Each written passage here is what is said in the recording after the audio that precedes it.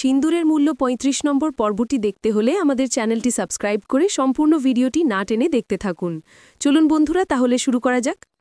ঘটনার শুরুতেই পরিবারের মধ্যে একটা উত্তেজনাপূর্ণ পরিবেশ তৈরি হয়। দিদিমা স্পষ্ট ভাষায় জানিয়ে দেন যে তিনি কনেকে আশীর্বাদ দেবেন না। তিনি বলেন, যদি কেউ তার পরামর্শ নিতে চায় তবে অহংকারের কারণে সমস্যা হবে। তাই তিনি নিজেই সিদ্ধান্ত নেন যে কাল তিনি ঘরে বিশ্রাম নেবেন এবং সমস্ত রীতিনীতি তিনি নিজের ইচ্ছামতো করাবেন। এই কথায় চারপাশের সবাই একটু অস্বস্তিতে পড়ে যায়।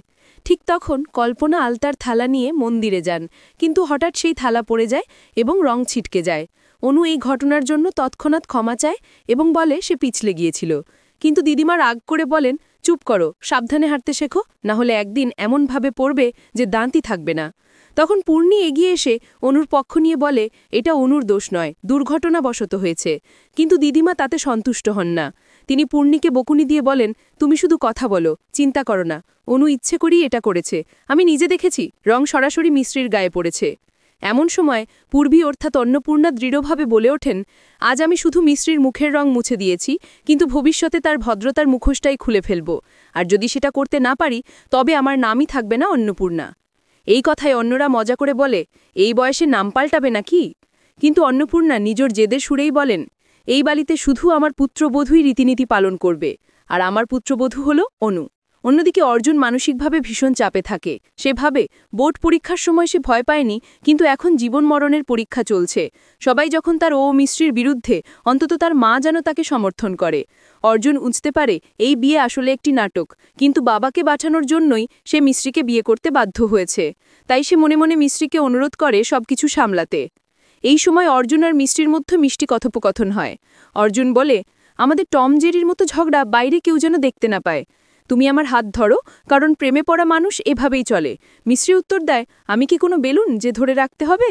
তখন অর্জুন হেসে বলে, না বেলুন ন, কিন্তু প্রেমে মানুষ হাত ধরে চলে, তাই তোমাকে হাত ধরতেই হবে।